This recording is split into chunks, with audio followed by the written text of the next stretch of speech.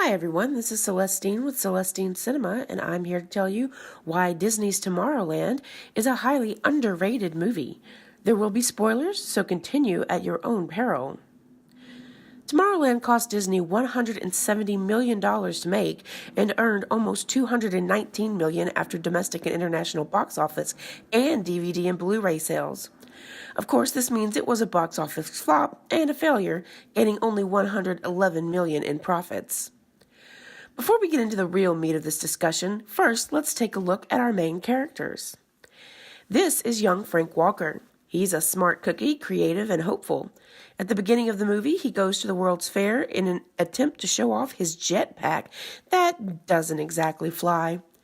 For Frank, being fun and inspiring is a good enough reason to science. Can't say I disagree with him.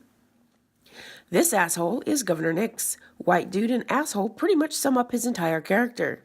He's the one who points out that Frank's jetpack doesn't exactly work, and he's not at all about science for fun and inspiration. I have a feeling he's more about the profit part. This is Athena. She's a robot, or audio animatronic, and the recruiter for early Tomorrowland, and she's the one who sees Frank's potential. In defiance of Governor Nix, Athena tells Frank how to get into Tomorrowland, though she neglects to tell him where exactly they're going. Skipping ahead in time brings us to our protagonist, Casey. Casey is a teenager, idealistic and hopeful. While everyone around her laments about the escalating terror the world is becoming, Casey is the only one asking the question, how can we fix it? Athena returns to bring Casey together with older Frank, who is no longer idealistic but a cranky old man who just sits in his doomsday bunker watching while the world destroys itself. Until Casey arrives and changes everything.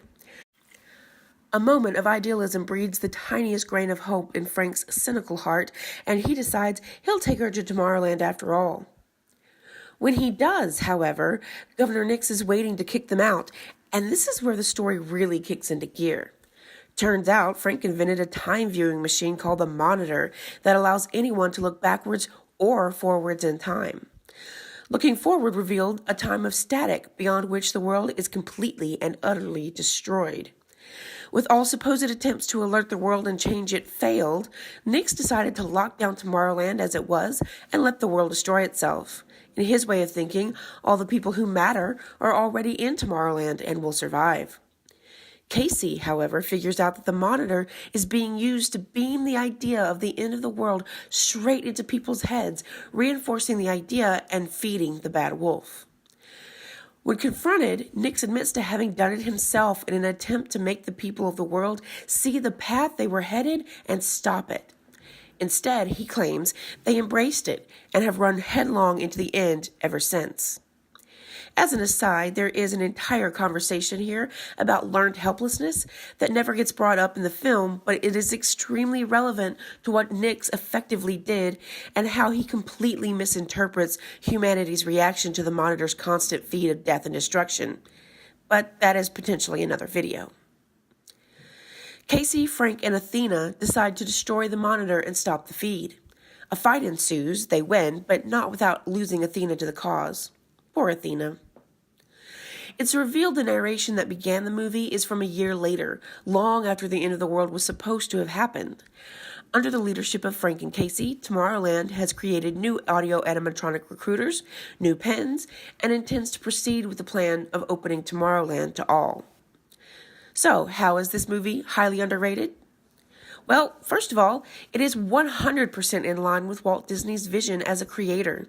He believed in a future like the one envisioned in Tomorrowland, where all the brightest minds and most creative talents would build a world where technology and innovation brought us together as a species and carried us forward.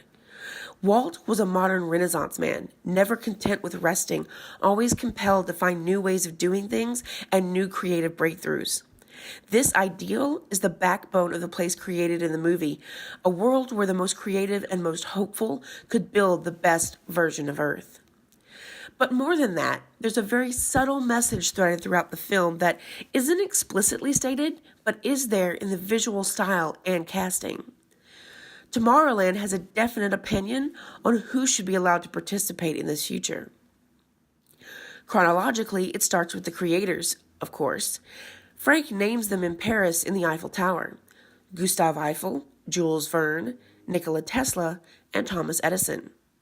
All white dudes. In the 1800s. Do you imagine very many people of color or women were invited to the earliest version of Tomorrowland? I don't. Young Frank arrives at the World's Fair in the 1960s, right in the middle of the first civil rights movement. It's a very white place. Very white. Granted, we don't see much of Tomorrowland itself, but we see the people at the fair, and the whiteness is overwhelming. Then fast forward to Casey and the Tomorrowland she sees when she touches the pen, which I believe was created in the 1980s in the context of the film. It's a little better. There's a black dude in a jetpack and the stereotypical overbearing Indian parents with their daughter heading to the spaceport. If you look in the background, you can see a few other people of color here and there, like this guy. Hi, guy. But for the most part, Tomorrowland is still majority white. Well, this isn't very encouraging, you might be thinking. All this whiteness, Celestine, why are you saying this is an underrated film when this is just typical? Because, my friends, here's where it gets interesting. You'll also notice that beyond chrome and steel, Tomorrowland is a place that is also very white.